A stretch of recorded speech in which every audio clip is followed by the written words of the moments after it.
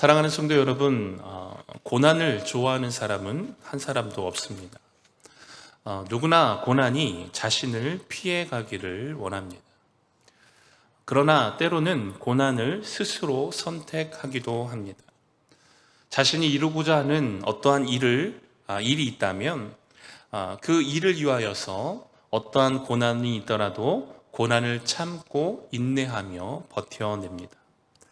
하지만 그럼에도 불구하고 고난은 여전히 즐겁지 않습니다. 그런데 성경은 우리 믿는 자에게 피할 수 없는 고난이 반드시 찾아온다 말씀하고 있습니다. 왜냐하면 세상과 믿음이 서로 부딪히기 때문입니다. 특별히 오늘 본문을 통해 함께 나눌 말씀은 우리가 믿는 자로서 겪게 되는 고난에 대한 권면을 하고 있는 말씀입니다.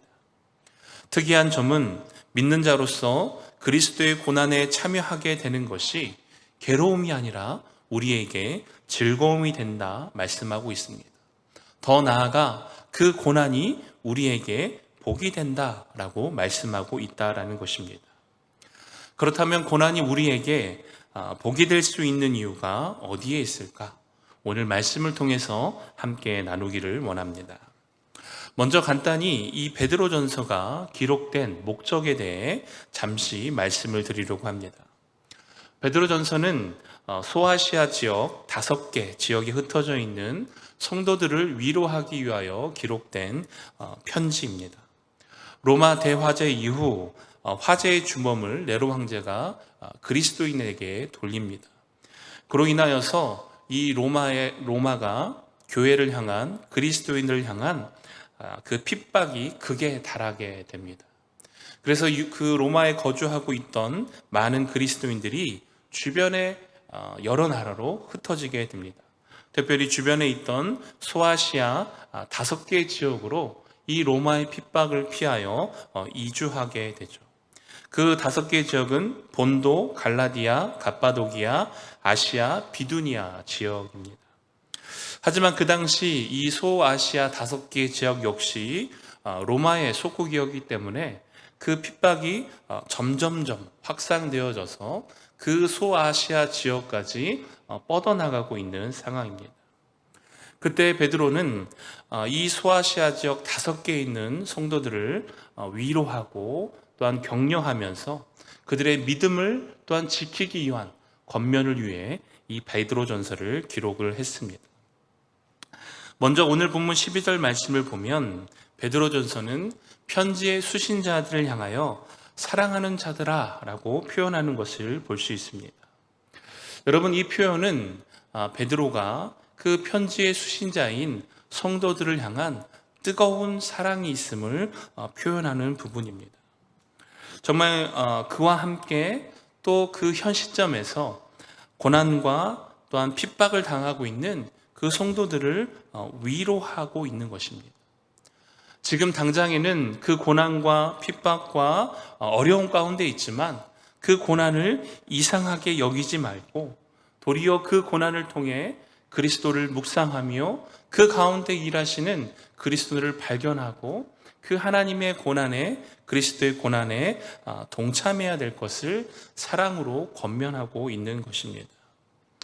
여기서 먼저 우리가 한 가지 기억해야 될 사실이 있는데요. 권면에 앞서 먼저 필요한 것이 무엇인가 하면 그 대상을 향한 진실된 사랑이 있어야 한다라는 것입니다. 여러분, 사랑이 없는 권면은 상대방으로 하여금 위로도 되지 않고 도리어 상처가 될 수 있기 때문입니다.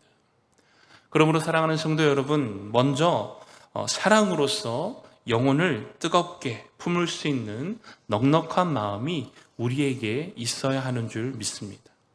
그리고 그 사랑을 가지고 권면할 때에 상처가 되지 않고 또한 권면의 대상자로 하여금 말씀 안에서 바로 설 수 있는 은혜가 있는 줄 믿습니다.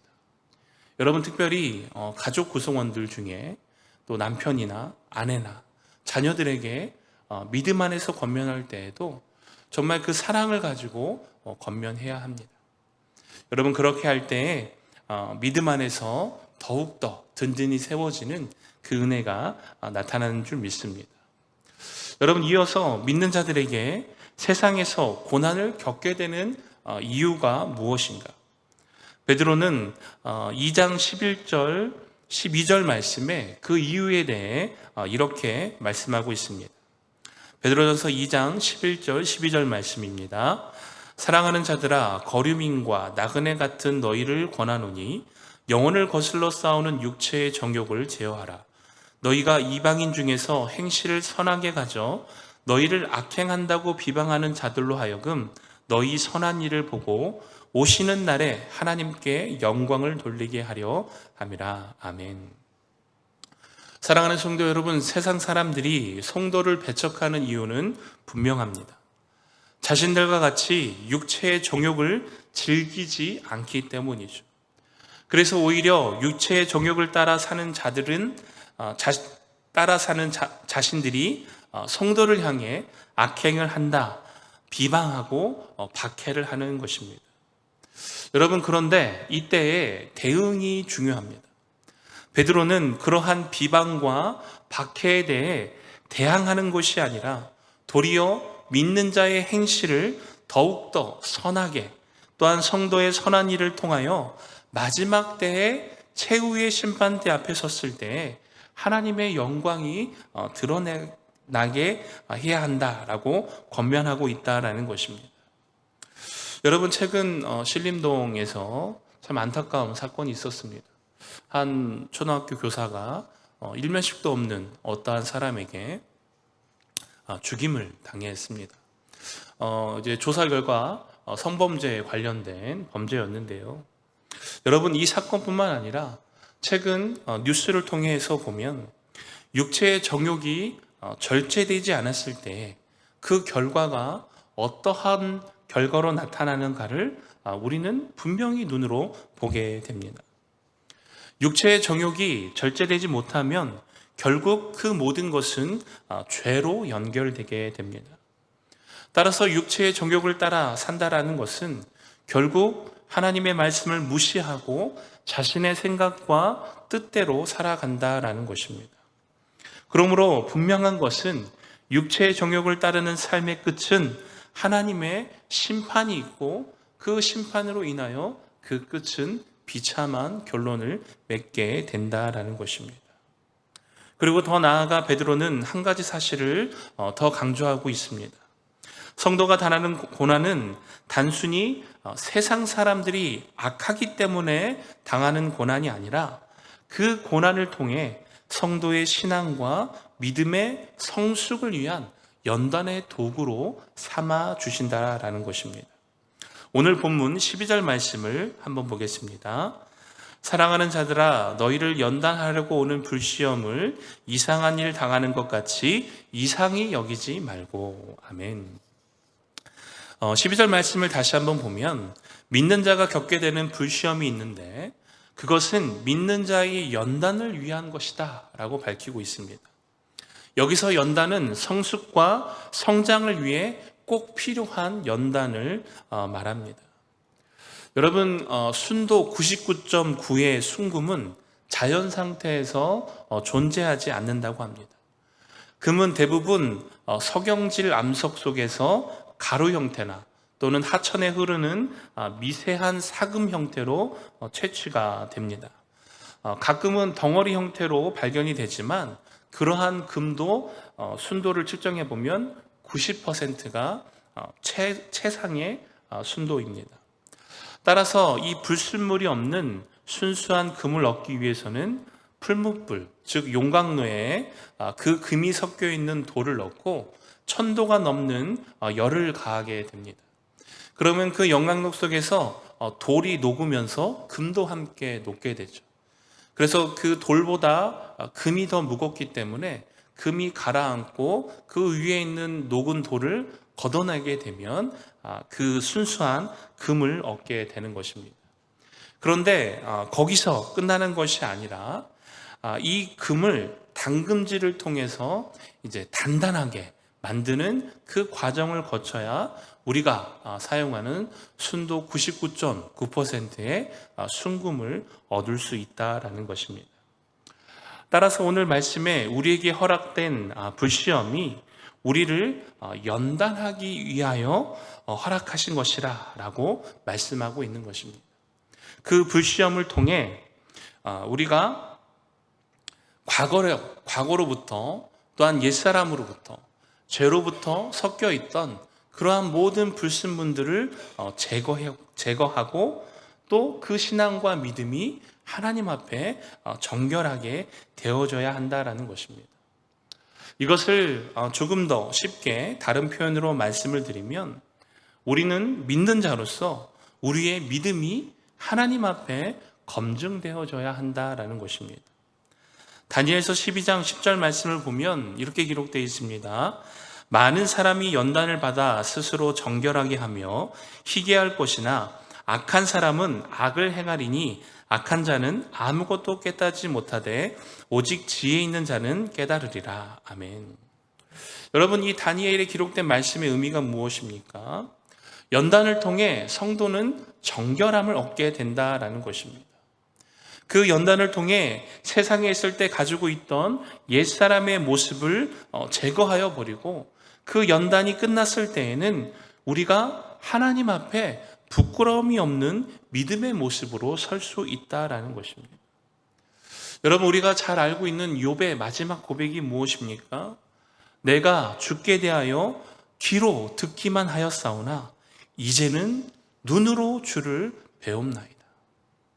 여러분, 욥은 그 고난과 그 연단을 통해서 귀로만 들었던 하나님을 이제는 눈으로 뵌다라는 그 믿음의 고백을 하게 됩니다. 그리고 그의 믿음이 하나님 앞에 인정받게 되는 것입니다. 사랑하는 성도 여러분, 하나님께서 성도에게 허락하시는 불시험은 신앙과 믿음의 성숙과 성장을 위하여 꼭 필요한 연단의 과정입니다. 그리고 그 연단의 과정을 통해서 우리가 발견하는 것이 무엇입니까? 바로 하나님의 신실하심입니다. 그 약속하신 말씀을 지키시고 행하시는 그 하나님의 신실하심을 경험하게 된다라는 것입니다. 그러므로 연단을 통해 우리는 하나님을 발견하게 되고 그 연단을 통해서 신앙의 또한 믿음의 성숙과 성장을 이룬 성도는 쉽게 무너지지 않습니다. 여러분, 이러한 신앙과 믿음이 성숙과 성장을 이룬다는 것은 어떠한 목표치에 도달했다라는 것을 의미하는 것이 아니라 전적으로 하나님을 신뢰하고 그 하나님을 바라볼 수 있는 믿음과 마음의 변화가 생겼다라는 것입니다. 여러분, 특별히 우리가 믿음의 길을 걸어갈 때에 이러한 연단과 변화의 과정이 분명히 필요합니다. 특별히 저와 같은 목회자 같은 경우는 반드시 이 과정이 필요합니다. 왜냐하면 이 과정을 통해서 하나님을 신뢰하지 못하고 하나님을 발견하지 못한다면 결코 이 길을 걸어갈 수 없기 때문입니다. 사랑하는 성도 여러분, 혹시 여러분의 삶 가운데 불시험이 있다면, 고난 중에 있다면 그것은 하나님께서 여러분을 만나시기 위한 사인인 줄 믿습니다. 여러분, 그때 그 시험을 이상한 것으로 여겨서 절망하거나 좌절하거나 또한 그 고난의 가운데 휩쓸려서 믿음을 잃어버리는 것이 아니라 도리어 그 불시험 가운데서 나를 만나시기를 원하시는 그 하나님을 발견하고 그 하나님과의 만남을 통해 더욱더 성숙하고 성장되어지는 그 믿음을 소유하는 은혜가 있기를 주님의 이름으로 축원하여 드립니다. 그렇다면 성도를 연단하기 위하여 허락하신 이 불시험, 이 고난이 우리에게 복이 되는 이유가 무엇인가?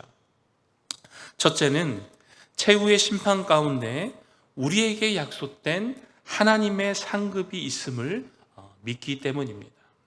오늘 본문 13절 말씀을 함께 보겠습니다. 오히려 너희가 그리스도의 고난에 참여하는 것으로 즐거워하라. 이는 그의 영광을 나타내실 때에 너희로 즐거워하고 기뻐하게 하려 함이라. 아멘. 여러분, 13절 말씀을 보면 그의 영광을 나타내실 때에 성도가 즐거워하고 기뻐한다라고 말씀하고 있습니다. 여러분, 성도가 불시험 가운데서도 기뻐할 수 있는 이유는 그 고난이 자신의 죄로 인한 고난이 아니라 예수 그리스도의 고난에 참여하는 것이기 때문입니다. 여러분, 오늘 본문 15절 말씀을 보면 우리가 당하는 고난에 대해 분명히 권면합니다. 15절 말씀을 한번 보겠습니다. 너희 중에 누구든지 살인이나 도둑질이나 악행이나 남의 일을 간섭하는 자로 고난을 받지 말려니와. 아멘. 여러분, 성도로서 살인, 도둑질, 악행, 남의 일에 간섭하는 것으로 고난받는 것은 부끄러운 고난이라는 것입니다. 따라서 성도는 이러한 일로 인하여서 고난받지 말아야 합니다. 베드로는 앞서 성도가 받아야 할 고난에 대해 이렇게 권면하고 있는데요. 우리 베드로전서 2장 20절, 21절 말씀을 한번 보겠습니다. 베드로전서 2장 20절, 21절 말씀. 죄가 있어 매를 맞고 참으면 무슨 칭찬이 있으리요? 그러나 선을 행함으로 고난을 받고 참으면 이는 하나님 앞에 아름다우니라. 이를 위하여 너희가 부르심을 받았으니 그리스도도 너희를 위하여 고난을 받으사 너희에게 본을 끼쳐 그 자취를 따라오게 하려 하셨느니라. 아멘. 사랑하는 성도 여러분, 예수 그리스도께서 받은 고난은 우리의 죄를 대신하여 받은 고난입니다. 그렇다면 우리가 성도로서 받는 고난은 무엇이 되어야 합니까? 예수 그리스도의 복음을 위한 고난이 되어야 한다는 것입니다. 즉, 다시 말씀드리면 그 고난을 통해 그 고난 가운데 그리스도의 복음이 드러나며 하나님의 영광이 드러나야 한다는 것입니다. 여러분, 바울이 매를 맞고 로마로 압송되는 과정 가운데서도 결코 절망하거나 하나님을 원망하지 않았습니다. 도리어 바울은 그 로마에 가서 복음을 전할 수 있게 된 그 사실에 대해 도리어 기뻐하며 즐거워하였습니다. 사랑하는 성도 여러분, 하나님께서 우리에게 약속하신 상급이 없다면 그리스도인이 당하는 고난은 그저 우리에게 아픔과 상처만 남길 뿐입니다. 제가 어렸을 때 저희 어머니가 이제 신앙생활과 믿음생활 하시는 걸 보면서 굉장히 속으로 욕을 했던 적이 있습니다. 그래서 제가 어렸을 때 이렇게 결심했습니다. 야, 내가 우리 엄마처럼 믿음생활은 하지 않겠다. 왜 저렇게 밀어나게 하실까? 왜 저렇게까지 희생을 하면서, 왜 저렇게까지 온갖 수모를 다 당하면서 그 일을 하셔야 하는가? 어렸을 때는 그 어머니의 그러한 사역과 사역의 모습이 이해되지 않았습니다. 여러분, 목사 안수를 받고 또 신앙의 연수가 쌓여감에 따라 다시 그 어머니의 삶을 되돌아봤을 때 제 마음 가운데 존경하는 마음이 생겼습니다. 그리고 그 마음 가운데 한 가지 더 확신하게 된 것은 하나님이 결코 그냥 두시지 않겠구나. 정말 하나님께서 오실 때 정말 그동안 어머니가 수고하며 쌓아온 그 모든 사역과 그 수고와 그 헌신을 하나님께서 반드시 기억하시고 갚아주시겠구나. 여러분, 그러니까 이제는 기대하게 되는 것입니다. 야, 정말 우리 어머니가 하나님 앞에 섰을 때 어떠한 상급을 받게 될 것인가? 사랑하는 성도 여러분, 세상 사람들이 볼 때 믿음으로 인하여 연단 받는 것이 미련해 보일 수 있습니다. 때로는 그 연단이 너무나 힘들게 느껴져서 포기하고 싶을 때도 있을 것입니다. 그러나 분명한 것은 그 연단을 통해 나의 믿음이 더욱더 단단해지고 견고해진다라는 것입니다. 그리고 더 분명한 것은 그 연단을 인내하고 견뎌냈을 때, 마지막 때에 하나님께서 반드시 우리에게 약속하신 그 상급을 허락하여 주신다라는 것입니다. 예수님께서 다시 이 땅에 오셨을 때 예수님 어서 오시옵소서. 예수님 정말 기다렸습니다. 그 예수님과 함께 기쁨과 즐거움과 영광으로 나아갈 수 있는 그 은혜를 우리가 소유하게 된다라는 것입니다. 그러므로 사랑하는 성도 여러분, 고난 가운데 하나님께서 약속하신 그 상급을 바라봄으로 말미암아 그리스도로 인하여 당하는 고난을 즐거워하며 또한 기뻐하며 함께 믿음으로 참여할 수 있는 그 은혜를 소유하시기를 주님의 이름으로 축원하여 드립니다. 두 번째, 고난이 복이 되는 이유는 우리와 함께 하시는 성령 하나님을 발견하게 되기 때문입니다. 오늘 본문 14절 말씀을 함께 보겠습니다. 너희가 그리스도의 이름으로 치욕을 당하면 복 있는 자로다. 영광의 영 곧 하나님의 영이 너희 위에 계심이라. 아멘. 사랑하는 성도 여러분, 하나님께서는 결코 고난 가운데 우리를 홀로 버려두지 않는 분임을 기억하시기를 바랍니다. 스데반이 죽임을 당할 때 성령 하나님께서 그 스데반과 함께 하셨습니다. 그 성령의 충만한 가운데 스데반은 자신을 돌로 쳐 죽이는 그 사람들을 향하여 그 죄를 그들에게 돌리지 말아달라라고 기도하게 되죠. 여러분, 자신을 향하여 돌을 던지는 자들을 향해서 여러분 어떻게 그 기도를 할 수 있습니까? 성령 하나님께서 스데반과 함께 하시기 때문입니다. 함께 하셨기에 그러한 기도가 가능한 것입니다. 사랑하는 성도 여러분, 오늘 우리가 그리스도로 인하여 당하는 고난 가운데서도 즐거워하며 오히려 그것이 우리에게 복이 되는 이유는 성령 하나님의 임재를 경험할 수 있기 때문입니다. 그리고 그 성령 하나님의 임재를 통하여 우리는 하나님의 위로를 받게 됩니다. 혹시 이 가운데 특별히 믿음의 1세대로서 가정 가운데서 홀로 신앙생활을 하시는 분들이 있다면 이 하나님의 위로가 함께 하시기를 주님의 이름으로 축원하여 드립니다. 여러분, 곧 이제 추석 명절인데요. 정말 이 믿음의 1세대 분들이 가장 힘든 시기가 바로 이 명절입니다. 추석 때 온 가족들이 모였는데 이제 막 그 교회 다닌다고 막 비난을 하죠. 여러분, 얼굴도 알지도 못하고 이름도 잘 모르는 먼 친척이 비난을 하면 그나마 견딜 수 있습니다. 그런데 매일 얼굴 보고 사랑하는 그 남편이, 아내가 또는 자녀가 그 교회 다니는 걸로 인하여서, 믿음이 있는 걸로 인하여서 핍박한다면 여러분, 그건 참 견디기가 쉽지 않습니다. 그러나 그럼에도 불구하고 그 믿음과 신앙을 온전히 지켜낼 수 있는 이유가 어디에 있습니까? 성령 하나님께서 함께 하시고 그 마음 가운데 하나님의 위로를 허락하시기 때문인 줄 믿습니다. 혹시 이 자리에 또한 방송으로 예배를 하시는 분들 가운데 정말 믿음의 1세대로서 홀로 외롭게 그 믿음을 지키기 위하여 믿음의 선한 싸움을 싸우고 계신 성도님들이 계신다면 이 시간 성령 하나님의 위로하심이 함께 하시기를 주님의 이름으로 축원하여 드립니다. 모든 사람들이 자신을 거부하고 죽이려는 고난으로 인해 낙심하게 된 인물이 있습니다. 바로 누구입니까? 엘리야 선지자입니다. 여러분, 그가 낙심하여 로뎀나무 아래서 하나님, 차라리 저를 죽여주십시오. 더 이상은 못하겠습니다. 여러분, 그때 하나님께서 천사를 보내어 그 엘리야를 위로하십니다.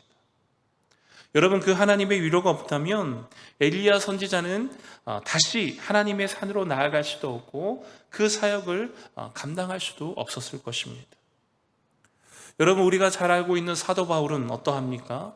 40에 하나의 감하는 매를 여러 차례 맞고 형제로부터 모함을 당하고 고난을 겪고 또 강도나 자연재해는 수도 없이 당합니다. 여러분, 그러한 고난 가운데서도 사도 바울이 끝까지 그 사역의 현장을 지킬 수 있었던 이유가 어디에 있습니까? 하나님의 위로가 있었기 때문입니다. 여러분, 우리가 믿음 생활을 한다는 것, 또 교회 안에서 신앙생활을 한다는 것 마냥 좋을 수만은 없습니다. 여러분, 그렇지 않습니까? 남들이 알아주지 못하는, 나 혼자만 고통받고 또 나 혼자 마음속에서 끙끙 앓는 그러한 어려운 문제들이 있습니다. 여러분, 그때에 우리는 무엇을 경험하게 되는 것입니까? 하나님이 나와 함께 하시는구나. 하나님이 정말 나와 함께 하셨구나. 여러분, 고난이 없다면 깨달을 수 없는 부분이죠. 여러분, 나에게 고난이 없다면 그 하나님의 함께 하심과 그 임재가 무엇인지 깨달을 수 없는 그러한 상황입니다. 그러나 그러한 고난을 통해, 또한 그 성령 하나님의 임재를 통해 정말 하나님이 나를 위로하시는구나, 정말 하나님 살아계시는구나, 정말 하나님 역사하시는구나. 제가 이 예화를 들까 말까 머릿속에서 계속 막 지금 싸움을 하고 있는데요. 원문에 없는 거를 자꾸 하게 되면 설교가 길어져서 하지마, 할까? 해야 됩니까? 막 혼자 머릿속에서 막 복잡한 싸움을 하고 있는데, 여러분, 예전에 이제 정말 힘들게 사역을 감당했던 교회가 있었습니다. 화요일 날 출근하는 게 무서울 정도. 화요일 날 출근하면 연례 행사가 담임 목사님께 보고 드리면서 깨지는 게 이제 연례 행사였습니다. 매주 화요일마다. 여러분, 정말 그 교회 사역을 감당한다는 게 정말 이렇게 힘들구나. 심지어 새벽 예배에 나아가서 제가 울면서 기도했습니다. 하나님, 어떻게 해야 됩니까? 더 이상은 못 버티겠습니다. 하나님, 오늘도 올라가서 욕먹으면 정말 더 이상은 감당할 힘이 안 됩니다. 울면서 기도를 하고 새벽에 혼자 그렇게 하고 출근하면 또 신기하게 그날은 그냥 넘어갑니다. 하나님, 기도하라는 뜻입니까? 여러분, 근데 돌이켜보면 그 어렵고 힘든 과정을 통해 더 하나님을 의지하게 됐던 것 같아요. 하나님, 힘들어요, 도와주세요. 하나님 아시죠? 하나님, 저 이렇게 열심히 사역했는데 아시잖아요. 내가 한다. 힘들지 않다. 힘들지 않아. 여러분, 고난이 우리에게는 너무나도 두려운 것으로 찾아올 수 있습니다. 그러나 그 고난을 통해 우리가 발견하게 되는 것은 살아계신 하나님을 발견하게 됩니다. 나와 함께 하시는 하나님을 발견하게 됩니다. 내 안에 임재하셔서 나와 동행하시며 나를 위로하시는 그 성령 하나님을 통해 하나님의 위로를 발견하게 되는 줄 믿습니다. 사랑하는 성도 여러분, 말씀을 마치면서 오늘 우리가 그리스도인으로 인하여 받는 고난 가운데 즐거워하며 기뻐하며 그 고난이 복이 될 수 있는 이유는 분명합니다. 그 고난은 끝이 있고 그 고난의 끝에는 우리에게 약속된 하나님의 상급이 있다라는 것입니다. 또한 그 고난을 통해 하나님께서 우리를 만나주시고 그 고난을 통해 하나님을 신뢰할 수 있는 분이라는 것을, 그 믿음을 우리에게 소유케 하시며, 또한 그 고난을 통해 나와 함께 하시는 성령 하나님을 발견하게 하시고 하나님의 위로를 우리에게 허락해 주실 줄 믿습니다. 그러므로 고난 또한 우리에게 복이 될 수 있는 이유입니다. 사랑하는 성도 여러분, 우리의 믿음의 여정 가운데 이 하나님의 상급과 이 하나님의 위로가 함께 하시기를 주님의 이름으로 축원하여 드립니다.